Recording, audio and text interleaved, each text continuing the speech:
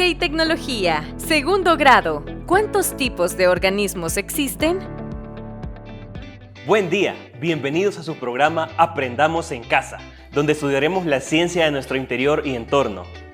Este día hablaremos sobre un tema muy interesante. Hablaremos sobre cuántos tipos de organismos existen. Mi nombre es Wilwenigo Orantes y ahora comencemos. Seguramente, cuando ves a tu alrededor, te has dado cuenta que hay muchos seres vivos que nos rodean. ¿Serán acaso infinitos?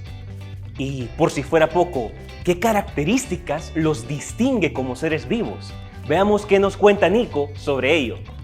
Los seres vivos tienen características propias que los distingue de los objetos inanimados.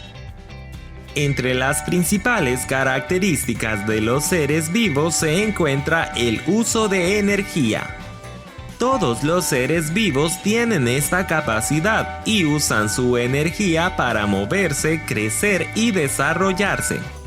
Además, todos los seres vivos tienen la capacidad de adaptarse a su medio, por lo cual pueden encontrarse seres vivos en casi todos los ambientes, desde el mar hasta el desierto y los glaciares. Todos los seres vivos necesitan un combustible para obtener la energía que utilizan. Algunos deben alimentarse de otros para obtenerla y se denominan heterótrofos. Ejemplo de ello son los animales y hongos. Mientras otros son capaces de elaborar sus propios alimentos con el aporte de una fuente de energía como la luz. Estos se denominan autótrofos. Ejemplo de ellos son las plantas. Muy bien, ahora hablaremos sobre los seres vivos y cómo clasificarlos. Pero antes de comenzar debemos de identificar qué es un ser vivo. ¿Cómo podemos identificar un ser vivo? Para ello les he traído una serie de organismos vivos o organismos que estuvieron vivos en algún momento y también de objetos inanimados. Primero vamos a identificar cuáles están vivos, cuáles son seres vivos.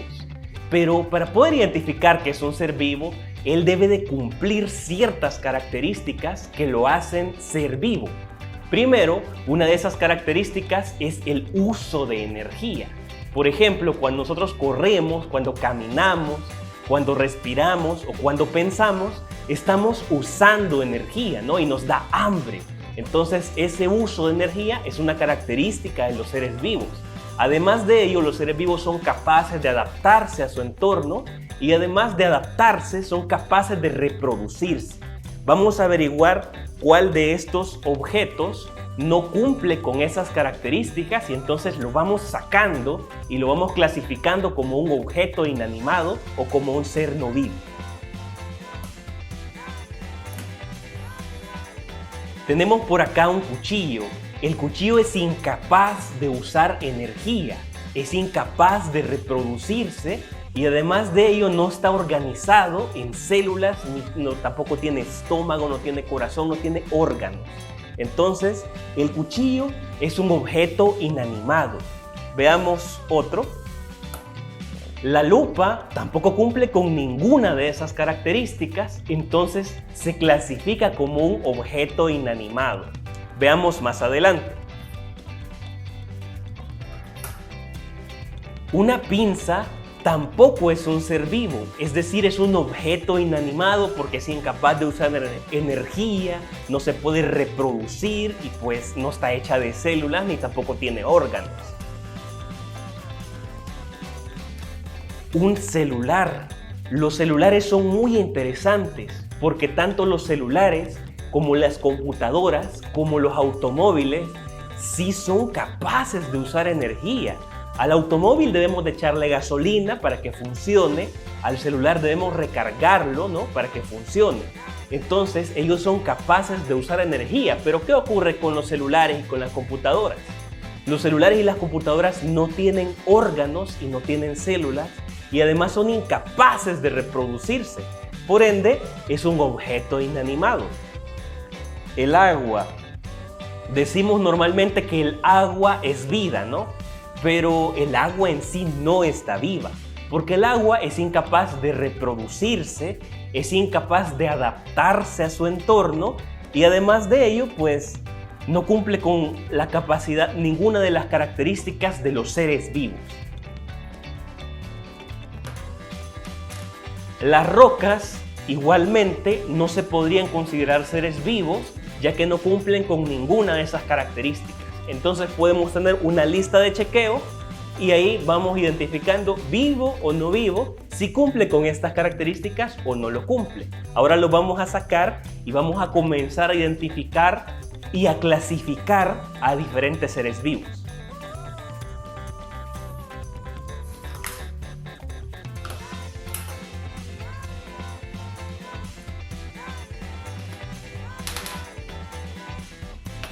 Muy bien, para identificar a los seres vivos es mucho más fácil porque estos seres vivos tienen características que los clasifica en diferentes grupos.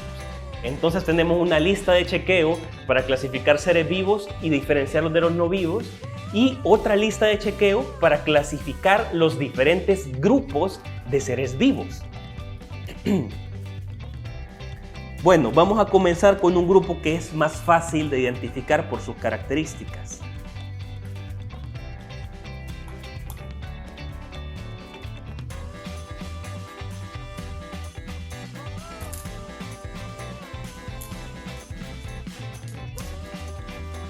Estos organismos que les he sacado acá aparte, estos organismos se clasifican como animales. Los animales, ¿en qué se diferencian del resto de seres vivos?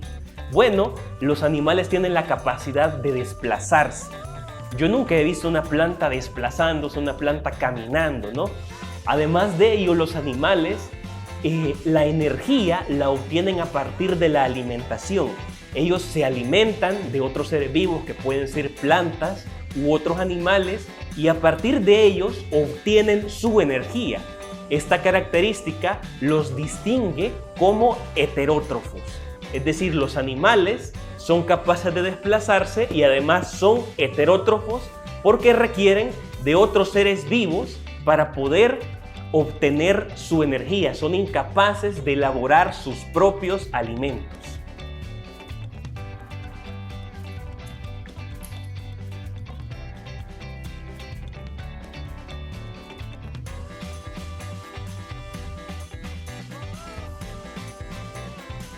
Ahora vamos a hablar de otro grupo de organismos vivos. Muy bien. Tenemos por acá una muy bonita planta.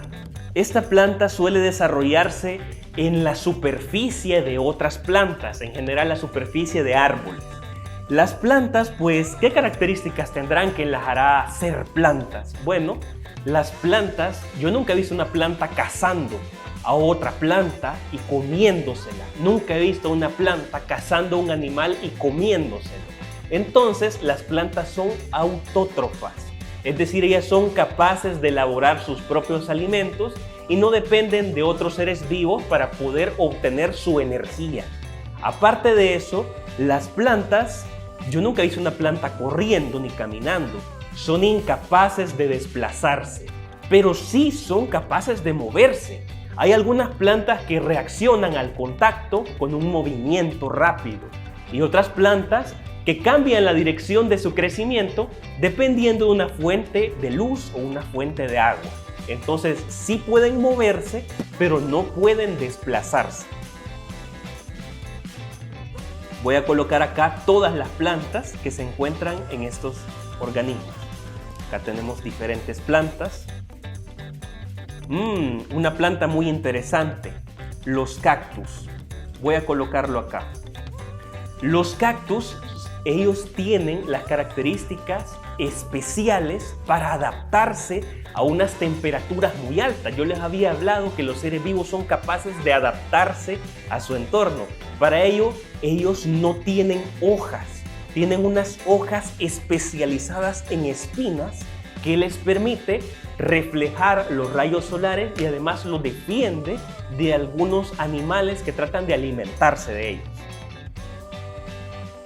Acá tengo todas las plantas, obsérvenlas.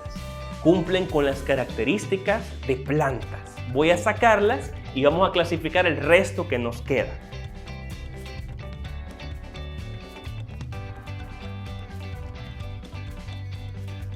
Muy bien, estos organismos usualmente los observamos en la superficie de otro organismo que se está descomponiendo, un organismo muerto. Él empieza a descomponerse, ¿no? Entonces, ¿para qué se situarán los hongos en la superficie de un animal o planta muerta?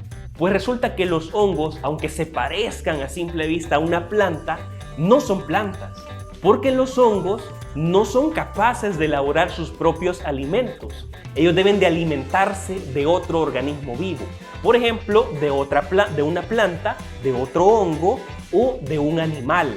Entonces ellos, por ejemplo, si ustedes dejan el alimento así fuera del refrigerador, ellos empiezan y dicen, bueno, buen provecho, vamos a empezar a comernos esto que han dejado aquí abandonado, y empiezan a descomponer esa tortilla, esa leche o ese alimento en general, y así obtienen su energía.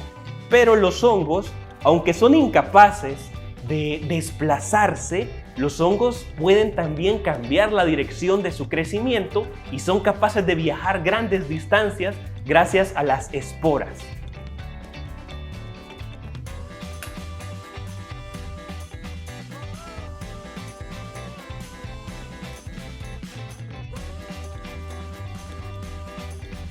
Acá tengo el conjunto de hongos. Ahora vamos a observar a todos los organismos que hemos clasificado.